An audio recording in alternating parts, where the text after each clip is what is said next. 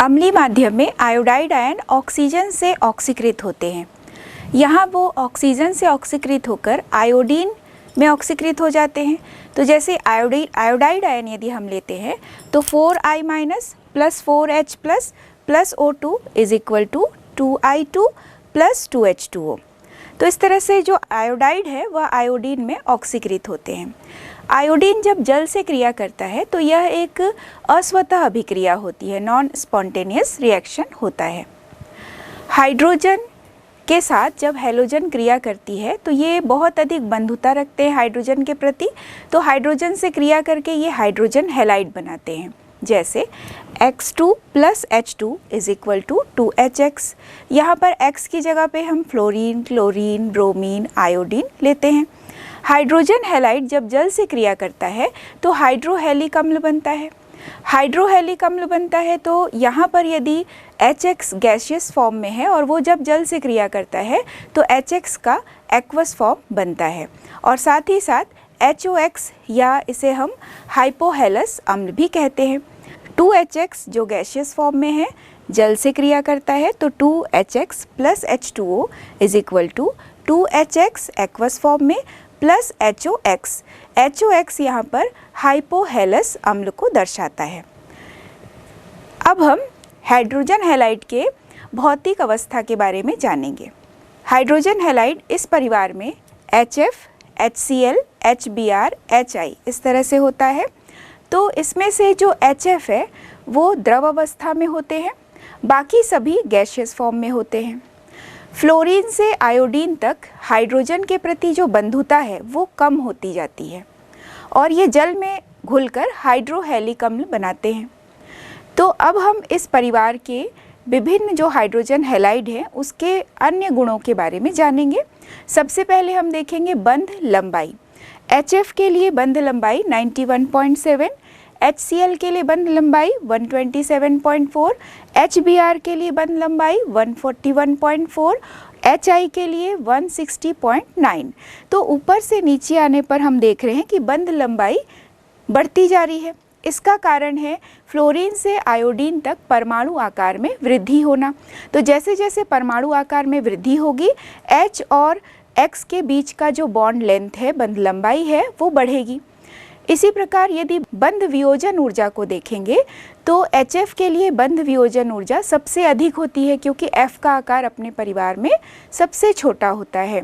तो HF के लिए जो बंध वियोजन ऊर्जा है वह है 574 किलो जूल प्रति मोल, HCl के लिए 432 किलो जूल पर मोल, HBr के लिए 363 किलो जूल पर मोल और HI के लिए 292 किलो जूल पर मोल। तो यहाँ जो बंध वियोजन ऊर्जा का मान है वो भी हम देख रहे हैं कि धीरे धीरे ये मान कम होता जा रहा है। ऐसा इसलिए है क्योंकि बंध लंबाई में वृद्धि हो रही है। बंध लंबाई के मान में वृद्धि होगी तो बंध वियोजन ऊर्जा का मान कम होता जाएगा। मेल्टिंग पॉइंट, बॉइलिंग पॉइंट, जब ऊपर से नीचे आते हैं तो हम देखते हैं इस परिवार में परमाणु भार में वृद्धि होती है और ऊपर से नीचे आने पर जो मेल्टिंग पॉइंट और बॉइलिंग पॉइंट का मान है इन हाइड्रोजन हैलाइड्स के लिए वो भी मान ऊपर से नीचे आने पर बढ़ता जाता है। HF को छोड़कर बाकी सभी के लिए जो मेल्टिंग पॉइंट, बॉइलिंग पॉइंट का मान है वो ऊपर से नीचे आ रहे हैं तो बढ़ता जा रहा है क्योंकि यहाँ पर F का आकार जो है बहुत छोटा होता है और F की ऋण विद्युता बहुत उच्च होती है। अगला गुण है ऊष्मीय स्थायित्व। जब हम ऊपर से नीचे आते हैं तो चूंकि बंध वियोजन ऊर्जा के मान में कमी हो रही है तो HF के लिए सबसे ज़्यादा होगा ऊष्मीय स्थायित्व, HF, HCl, HBr, HI। तो ये ऊष्मीय स्थायित्व का घटता हुआ क्रम है। HF के लिए सबसे अधिक है और HI के लिए सबसे कम होता है। अम्लीय सामर्थ्य, ऊपर से नीचे आने पर H प्लस देने की क्षमता किसकी ज़्यादा होगी? जिसके लिए बंध लंबाई अधिक है, बंध वियोजन ऊर्जा का मान कम है। तो जैसा हमने देखा कि ऊपर से नीचे आने पर बंध वियोजन ऊर्जा के मान में कमी हो रही है और बंध लंबाई के मान में वृद्धि हो रही है, तो H प्लस त्यागने की क्षमता जो है वो HI में सबसे ज़्यादा होगी। तो ऊपर से नीचे आने पर H प्लस देने की क्षमता बढ़ेगी तो अम्लीय सामर्थ्य भी बढ़ता है। अम्लीय सामर्थ्य को यदि हम क्रमबद्ध तरीके से देखेंगे तो बढ़ते हुए क्रम में सबसे अधिक होगा HI का, HF से अधिक होगा HCl, फिर HBr और लास्ट में HI। तो सबसे अधिक अम्लीय नेचर जो है वो HI का होता है। अगला गुण है अपचायक गुण। अपचायक ऐसे पदार्थ होते हैं जो दूसरों को हाइड्रोजन देते हैं। तो हाइड्रोजन हैलाइड में भी जो आसानी से H दे सकते हैं दूसरों को अपचयित करने के लिए, वे सबसे प्रबल अपचायक होंगे। तो यहाँ भी बंध वियोजन ऊर्जा का मान जिसका सबसे कम होगा वो आसानी से H दे सकते हैं। तो HI सबसे अधिक अपचायक प्रवृत्ति दर्शाएगा। तो यहाँ अपचायक गुण का भी क्रम इसी प्रकार होगा, HF, HCl, HBr, HI। तो HI सर्वाधिक अपचायक प्रवृत्ति दर्शाता है। अगला हम देखेंगे हैलोजन की ऑक्सीजन से क्रियाशीलता। तो ऑक्सीजन के साथ ये जब क्रिया करते हैं तो ऑक्साइड बनाते हैं। ये विभिन्न प्रकार के ऑक्साइड बनाते हैं, जैसे X2O, XO2, XO3, X2O5, X2O6, X2O7। जैसे जैसे वर्ग में ऊपर से नीचे आते हैं तो ऑक्साइडों का जो स्थायित्व है वो भी बढ़ता जाता है। अब हम फ्लोरीन, क्लोरीन, ब्रोमीन और आयोडीन किस किस प्रकार के ऑक्साइड बनाते हैं इसके बारे में जानेंगे और उनके गुणों के बारे में जानेंगे। तो फ्लोरीन जो है वो एक विशेष तत्व होता है, असामान्य व्यवहार वाला तत्व होता है। तो ये मुख्य रूप से दो प्रकार के ऑक्साइड बनाते हैं, एक है OF2 और दूसरा है O2F2। तो जब ये OF2 का स्ट्रक्चर हम देखते हैं तो OFF के बीच में 103 डिग्री का बॉन्ड एंगल है। इसी प्रकार FOOF, तो OF और O के बीच यहाँ पर 109.5 डिग्री का बॉन्ड एंगल होता है। OF2 जो है वो कमरे के तापमान पर स्थायी होता है। लगभग 298 केल्विन तापमान पर ये स्थायी होते हैं OF2, और ये बहुत अच्छे फ्लोरीनी कारक होते हैं क्योंकि फ्लोरीन उच्च ऋण विद्युतीय तत्व होता है।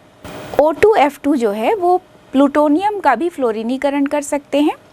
O2F2 जब प्लूटोनियम का फ्लोरीनीकरण करते हैं तो प्लूटोनियम हेक्साफ्लोराइड बनता है। इसमें रिएक्शन होगा 3O2F2 प्लस प्लूटोनियम यानी Pu is equal to PuF6 plus 3O2। तो डाईऑक्सीजन डाईफ्लोराइड यानी O2F2 भी बहुत अच्छा फ्लोरीनीकारक होता है। अगला हम जानेंगे Cl के ऑक्साइड। क्लोरीन के भी दो प्रकार के ऑक्साइड होते हैं, Cl2O एवं ClO2। Cl2 का स्ट्रक्चर यदि हम देखें तो ऑक्सीजन Cl और ऑक्सीजन के साथ Cl, और ClO2 Cl ऑक्सीजन ऑक्सीजन के साथ डबल बॉन्ड बनाए हुए हैं। तो क्लोरीन का एक और ऑक्साइड है Cl2। क्लोरीन के और भी दो ऑक्साइड है Cl2O6, Cl2O7। तो Cl2O6 इस प्रकार से स्ट्रक्चर है इसका, Cl डबल बॉन्ड O के साथ दो ऑक्सीजन जुड़ा हुआ है, Cl के बीच में एक ऑक्सीजन है और दूसरे Cl के साथ डबल बॉन्ड बनाए हुए तीन ऑक्सीजन है, Cl double bond O, Cl double bond O, Cl double bond O। इसी प्रकार Cl2O7 जो है वो ClO-Cl, इस प्रकार बीच में ClO-Cl बॉन्ड है और दोनों Cl जो टर्मिनल हैं उनके साथ ऑक्सीजन, तीन ऑक्सीजन डबल बॉन्ड बनाए हुए हैं, Cl double bond O, Cl double bond O, Cl double bond O। और दूसरी तरफ जो क्लोरीन है Cl double bond O, Cl double bond O और Cl डबल बॉन्ड O। ये जो क्लोरीन के ऑक्साइड होते हैं ये बहुत अधिक क्रियाशील होते हैं, ये बहुत अच्छे ऑक्सीकारक होते हैं, विस्फोटक भी होते हैं। ClO2 क्लोरीन का एक बहुत अच्छा ऑक्साइड होता है। इसके कई सारे उपयोग हैं, कागज़ की लुगदी बनाने में, वस्त्रों को विरंजन करने में, पीने के पानी को शुद्ध करने के लिए।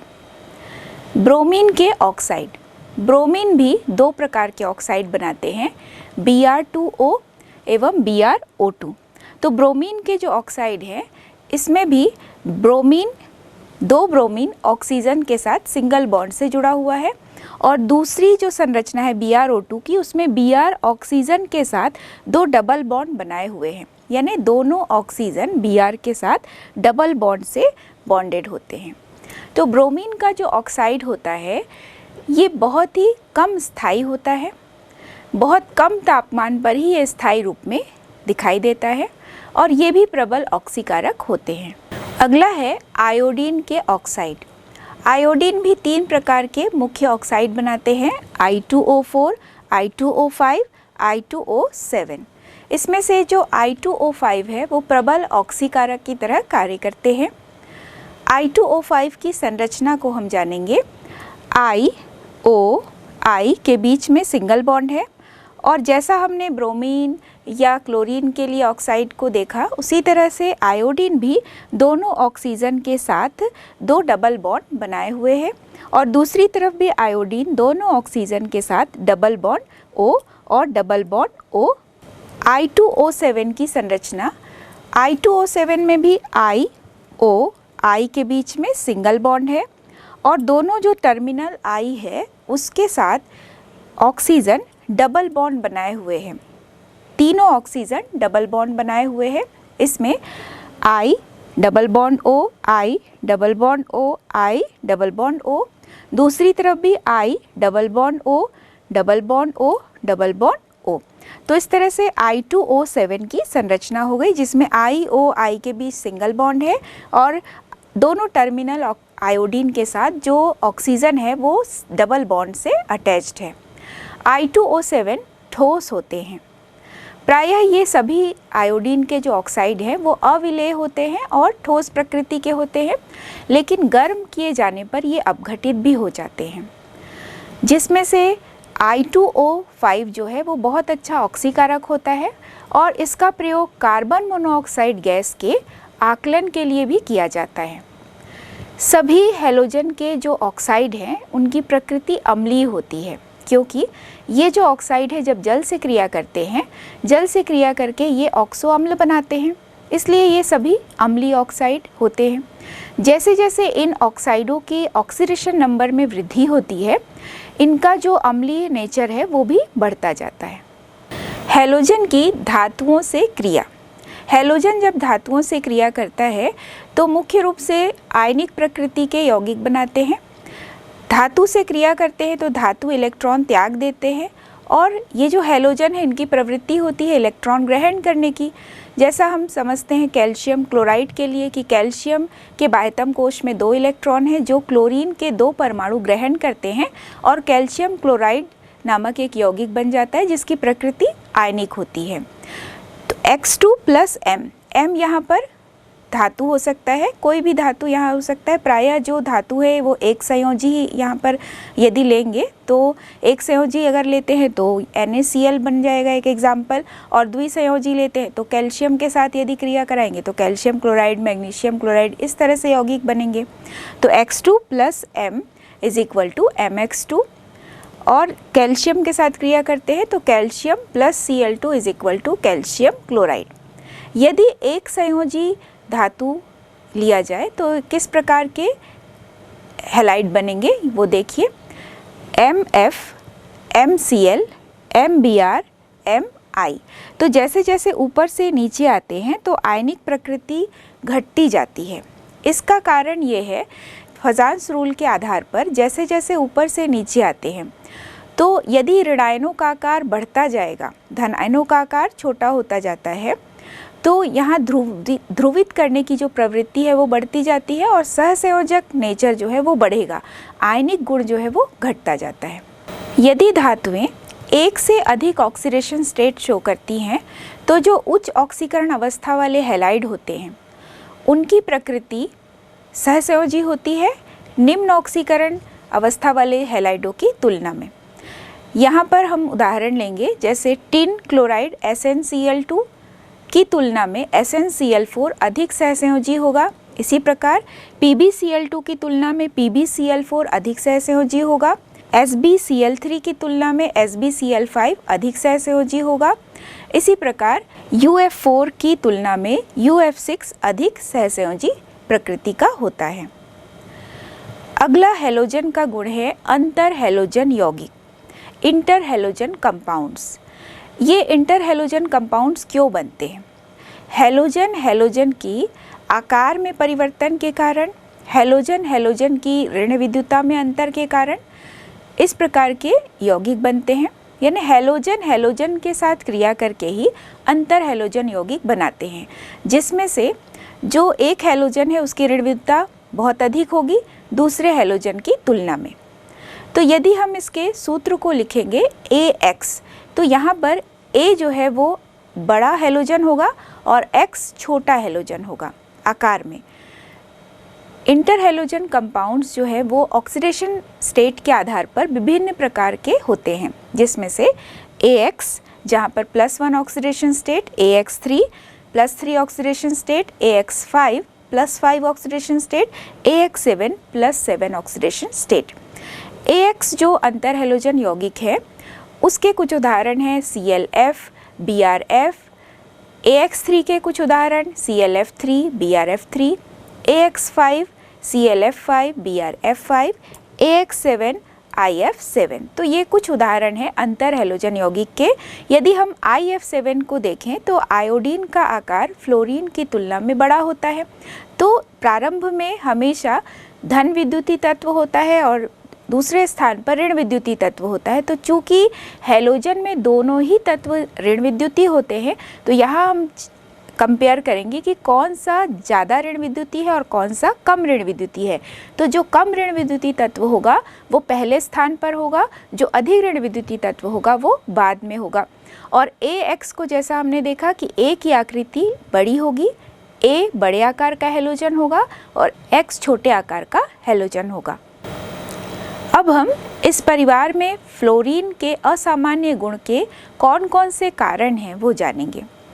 एक तो फ्लोरीन आकार में सबसे छोटा तत्व होता है। पूरे आवर्त सारणी में की भी बात करें तो पूरे आवर्त सारणी में फ्लोरीन सबसे छोटे आकार का तत्व होता है। इसके लिए बंध वियोजन ऊर्जा का मान अधिक तो होता है, लेकिन यदि F2 और Cl2 को कंपेयर करते हैं तो F2 के लिए बंध वियोजन ऊर्जा का मान क्लोरीन की तुलना में कम होती है। होना चाहिए ज़्यादा, लेकिन क्लोरीन की तुलना में ये कम होती है। इसका कारण ये है कि फ्लोरीन का आकार बहुत छोटा होता है। लोन पेयर प्रतिकर्षण का मान बहुत अधिक होने के कारण इसमें जो बंध वियोजन ऊर्जा का मान है वो थोड़ा कम हो जाता है। फ्लोरीन में d ऑर्बिटल एब्सेंट होता है। क्लोरीन के बहुत सारे असामान्य गुण हैं। इसकी उच्च ऋण विद्युता, आयनन ऊर्जा का मान अधिक होता है, बंध वियोजन ऊर्जा भी इसकी अधिक होती है। क्लोरीन से भले ही कम होती है लेकिन इसकी अधिक ही होती है अपने परिवार में भी। इलेक्ट्रॉन ग्रहण एंथैल्पी का मान यहाँ पर ऋणात्मक होता है, इसका उच्च ऋणात्मक होता है, लेकिन क्लोरीन की तुलना में थोड़ा कम ऋणात्मक होता है इलेक्ट्रॉन गेन एंथैल्पी का मान, क्योंकि यहाँ भी वही कंडीशन है कि फ्लोरीन के 2p इलेक्ट्रॉनों के बीच इलेक्ट्रॉन प्रतिकर्षण इतना ज़्यादा हो जाता है, आने वाले इलेक्ट्रॉन के प्रति आकर्षण कम हो जाता है। फ्लोरीन की ज़्यादातर जो अभिक्रियाएं होती हैं वो ऊष्माक्षेपी होती हैं और ये विभिन्न प्रकार के दूसरे तत्वों के साथ जब क्रिया करता है तो प्रबल बंध बनाता है, क्योंकि आकार में ये छोटा होता है। तो जब भी ये किसी तत्व के साथ बॉन्ड बनाता है तो बहुत स्ट्रॉन्ग बॉन्ड बनाता है। फ्लोरीन की एक विशेषता है कि ये एक ही प्रकार के ऑक्सो अम्ल बनाता है, HOF, हाइपोफ्लोरस अम्ल। दूसरे जो हैलोजन होते हैं वो कई प्रकार के ऑक्सो एसिड बना सकते हैं। HF हाइड्रोजन हैलाइड, यदि हम देखें HF की बात करते हैं तो HF जो है वो द्रव रूप में होता है, जबकि बाकी सभी हाइड्रोजन हैलाइड गैस रूप में होते हैं। इसका कारण है कि HF के बीच अंतर अणुक हाइड्रोजन बंध पाया जाता है, जिससे ये अणु आपस में संगुणित हो जाते हैं। संगुणित होने के कारण ये द्रव अवस्था में पाए जाते हैं। तो इसका कारण भी यही है कि फ्लोरीन का आकार बहुत छोटा होता है। हाइड्रोजन बॉन्ड जब ये बनाते हैं, हाइड्रोजन एक परमाणु होना चाहिए और दूसरा जो बॉन्ड बनाने के लिए परमाणु होना चाहिए उसका आकार बहुत छोटा होना चाहिए और ऋण विद्युता का मान बहुत अधिक होना चाहिए। तो फ्लोरीन, ऑक्सीजन, नाइट्रोजन यही हाइड्रोजन बॉन्ड बना पाते हैं। तो यहाँ पर HF के कई सारे मॉलिक्यूल आपस में अंतर अणुक हाइड्रोजन बॉन्ड का फॉर्मेशन करते हैं। हैलोजन परिवार में हम कुछ यौगिकों के बारे में और कुछ प्रमुख जो इसके मॉलिक्यूल्स होते हैं उसके बारे में जानेंगे। क्लोरीन, सबसे पहले हम देखेंगे क्लोरीन। विलियम शीले साइंटिस्ट, विलियम शीले ने 1774 में HCl पर MnO2 की अभिक्रिया से सबसे पहले क्लोरीन प्राप्त किया। सन 1810 में सर हम्फ्रे डेवी ने इसे तत्व के रूप में एक पहचान दिया। उन्होंने देखा कि यह हरे पीले रंग का एक तत्व है, इसे उन्होंने क्लोरीन कहा। तो ग्रीक शब्द से इसकी उत्पत्ति हुई है। क्लोरीन शब्द की उत्पत्ति क्लोरोस से हुई है। क्लोरोस का अर्थ होता है हरित पीला, तो क्लोरीन हरे पीले रंग का एक गैस होता है। अब हम जानेंगे क्लोरीन बनाने की विधि। तो क्लोरीन बनाने की कई सारी विधियां हैं। सबसे पहले हम देखेंगे कि सांद्र HCl की जब MnO2 से क्रिया होती है, MnO2 यानी मैग्नीज डाइऑक्साइड, तो मैग्नीज डाइऑक्साइड के साथ जब सांद्र HCl की क्रिया होती है तो क्लोरीन गैस बनता है, मैग्नीज डाइक्लोराइड बनता है और जल बनता है। तो इसके लिए रिएक्शन होगा MnO2 + 4HCl = MnCl2 + chlorine + H2O। यहाँ पर HCl के स्थान पर नमक का प्रयोग भी किया जा सकता है, यानी नमक और सांद्र H2SO4 का भी मिश्रण लेकर क्लोरीन बनाया जा सकता है। तो यदि नमक और सांद्र H2SO4 लेकर क्लोरीन बनाएंगे तो वो रिएक्शन इस प्रकार होगा। H2SO4 सल्फ्यूरिक अम्ल + 4NaCl sodium chloride + MnO2 manganese dioxide = MnCl2 + 4NaHSO4 यानी sodium hydrogen sulphate + 2H2O + Cl2। अगली विधि है क्लोरीन बनाने की, अगली विधि है ब्लीचिंग पाउडर। ब्लीचिंग पाउडर पर HCl की क्रिया करा के भी क्लोरीन प्राप्त कर सकते हैं। ब्लीचिंग पाउडर का फॉर्मूला होता है CaOCl2 कैल्शियम ऑक्सीक्लोराइड। तो CaOCl2 पर जब HCl की क्रिया होती है तो भी क्लोरीन गैस प्राप्त होती है। तो 2HCl + CaOCl2 = CaCl2 + 2H2O + Cl2। तो यहाँ पर HCl पर जब ब्लीचिंग पाउडर की क्रिया होती है तो क्लोरीन गैस बनता है, साथ ही साथ कैल्शियम क्लोराइड भी बनता है। अगली विधि है पोटेशियम परमैंगनेट द्वारा क्लोरीन प्राप्त करने की। तो पोटेशियम परमैंगनेट पर बहुत अधिक मात्रा में जब हाइड्रोक्लोरिक अम्ल की क्रिया कराई जाती है तो भी क्लोरीन गैस प्राप्त होता है।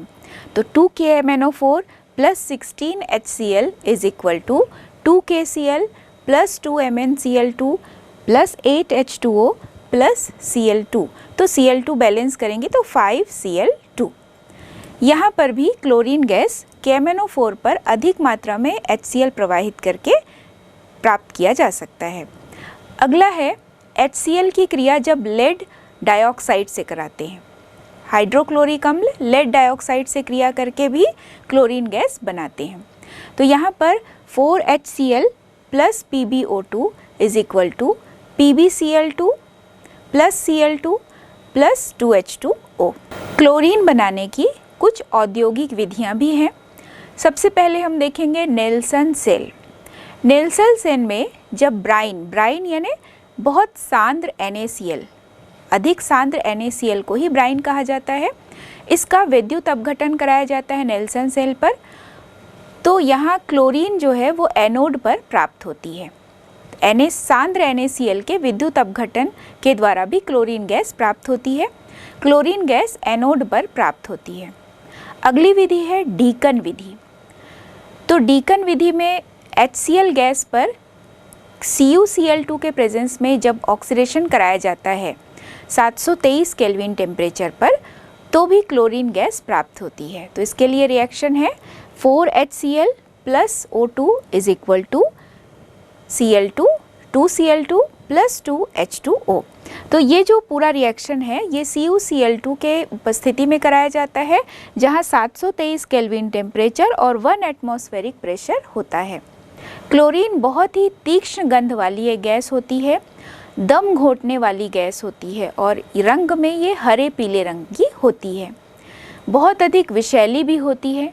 जब बहुत तेज़ी से बहुत ज़्यादा इसे सूंघ लिया जाता है तो ये सिर दर्द उत्पन्न कर देती है। जब भी आप प्रैक्टिकल करते हैं लैब में तो आपने क्लोरीन गैस को निकलते देखा होगा कई सारे अभिक्रियाओं में, तो तुरंत यदि क्लोरीन गैस है, किसी परीक्षण में यदि आप करते हैं और क्लोराइड है वहाँ पर, तो क्लोराइड की उत्पत्ति से जो यहाँ पर गैस निकलती है वो बहुत तीक्ष्ण गंध होती है, तीक्ष्ण गंध वाली होती है और छींक आने लगता है तुरंत।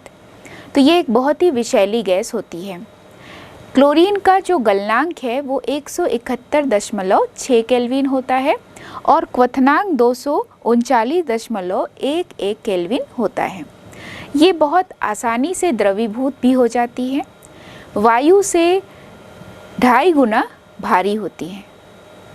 हरे पीले रंग के द्रव में ये परिवर्तित होती हैं जब इसे द्रवीभूत किया जाता है। क्लोरीन को जब जल से क्रिया कराया जाता है तो क्लोरीन जल बनता है।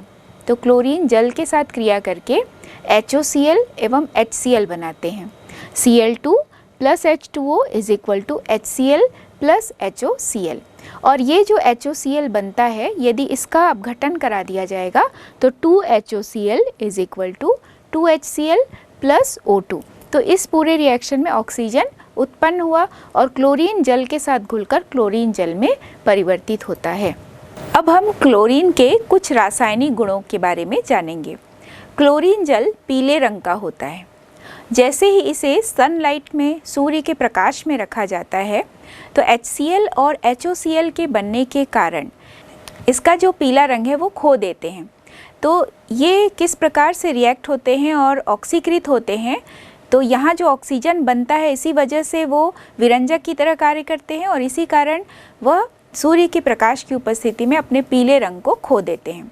तो क्लोरीन जब जल से क्रिया करता है तो रिएक्शन है Cl2, जैसा हमने पहले भी देखा इस रिएक्शन को, Cl2 + HCl = HCl + HOCl। यहाँ जो HOCl बना है वह फिर HCl से रिएक्ट होता है, तो 2HOCl + 2HCl = 2O। तो यहाँ नवजात ऑक्सीजन बनता है और यहाँ यह विघटित होने के बाद विघटन करके ऑक्सीजन उत्पन्न करते हैं और यही नवजात ऑक्सीजन जो है वो विरंजक क्रिया का कारण बनता है। क्लोरीन की अधातुओं से क्रिया। क्लोरीन कार्बन, नाइट्रोजन, ऑक्सीजन के अलावा कई अधातुओं से क्रिया कर सकते हैं, जैसे फॉस्फोरस के साथ क्रिया करके फॉस्फोरस पेंटाक्लोराइड, सल्फर के साथ क्रिया करके सल्फर मोनोक्लोराइड बनाते हैं। तो फॉस्फोरस के साथ जब ये रिएक्ट होते हैं P4 + 6Cl2 = 4PCl3। सल्फर जब रिएक्ट होते हैं तो S8 + 4Cl2 = S2Cl2। जब इसे बैलेंस करेंगे तो 4S2Cl2 सल्फर मोनोक्लोराइड बनता है। क्लोरीन धातुओं से भी क्रिया करते हैं। तो धातुओं से क्रिया करके यदि हम NM लेंगे तो NM में N यहाँ पर 1 से लेके 3 तक इसके परमाणु हो सकते हैं। N से लेके 3 तक N की संख्या हो सकती है। तो NM + Cl2 = MClN। तो N यहाँ संयोजकता को दर्शाएगा, जिस आधार पर हम M की संयोजकता लेंगे उसी आधार पर क्लोराइड यहाँ पर बनता है। तो यदि सोडियम के साथ रिएक्शन होता है तो 2Na + Cl2 = 2NaCl sodium chloride. यदि आयरन के साथ क्लोरीन का रिएक्शन होगा तो आयरन क्लोराइड बनता है, तो 2Fe + 3Cl2 = 2FeCl3। तो यहाँ फेरिक क्लोराइड बनता है। तो यहाँ पर जो आयरन की ऑक्सीडेशन स्टेट है वो +3 है, तो फेरिक क्लोराइड बना। इसी प्रकार जब ये एल्यूमिनियम धातु से क्रिया करते हैं तो 2Al + 3Cl2 = 2AlCl3। तो एल्यूमिनियम यहाँ +3 ऑक्सीडेशन स्टेट में है। जब ये जिंक से रिएक्ट होते हैं तो Zn + Cl2 = ZnCl2। तो जिंक क्लोराइड जो बनता है यहाँ पर जिंक +2 ऑक्सीडेशन स्टेट में है। तो N का जो मान हमने देखा वो 1 से 3 तक होना चाहिए। इस प्रकार से धातुओं से क्रिया करके अलग अलग लवण बनाते हैं। क्लोरीन की हाइड्रोजन के प्रति बहुत अधिक बंधुता होती है, यानी वो बहुत आसानी से हाइड्रोजन के साथ रिएक्ट हो सकते हैं। तो सूर्य के प्रकाश की उपस्थिति में हाइड्रोजन के साथ जब क्लोरीन रिएक्ट होता है तो HCl बनता है, हाइड्रोजन क्लोराइड बनता है। तो H2 + Cl2 = 2HCl सनलाइट के प्रेजेंस में। H2S के साथ भी रिएक्ट होते हैं तो H2S + Cl2 = 2HCl + S। जब तारपीन के तेल के साथ क्लोरीन रिएक्ट होता है तो यहाँ तारपीन के तेल में से कार्बन को अलग कर देते हैं और HCl बनता है। तो C10H16 plus 8Cl2 is equal to 10C plus 16HCl। तो ये विभिन्न प्रकार से क्लोरीन अलग अलग कार्बनिक यौगिकों से या अलग अलग यौगिकों से रिएक्ट हो सकते हैं। अब हम क्लोरीन के ऑक्सीकारक गुण के बारे में जानेंगे। तो क्लोरीन नवजात ऑक्सीजन देता है, इसी वजह से यह एक बहुत अच्छा ऑक्सीकारक होता है। फेरस लवणों को फेरिक लवण में परिवर्तित कर सकते हैं। जब ये फेरस सल्फेट से रिएक्ट होते हैं तो फेरिक सल्फेट बनता है। 2FeSO4 plus H2SO4 plus Cl2 is equal to Fe2SO4 whole thrice plus 2HCl। इसी प्रकार जब ये सल्फाइड से क्रिया करते हैं तो सल्फाइड को सल्फेट में परिवर्तित करते हैं। तो Na2SO3 plus H2O plus Cl2 is equal to Na2SO4 sodium sulphate plus 2HCl। तो जब ये सल्फाइड लवणों से क्रिया करते हैं तो सल्फेट में परिवर्तित करते हैं इसे, तो ये भी एक ऑक्सीकारक गुण होता है। SO2 सल्फर डाइऑक्साइड को ये H2SO4 में ऑक्सीकृत कर देते हैं। तो सल्फर डाइऑक्साइड जब क्लोरीन से रिएक्ट होते हैं नमी की उपस्थिति में, SO2 plus 2H2O plus Cl2 is equal to H2SO4 plus 2HCl। Iodine को ये आयोडिक अम्ल में परिवर्तित कर देते हैं। तो I2 plus 6H2O plus 5Cl2 is equal to 2HiO3 iodate लवण होता है प्लस 10HCl। तो इस प्रकार आयोडीन को ये आयोडिक अम्ल में ऑक्सीकृत करते हैं।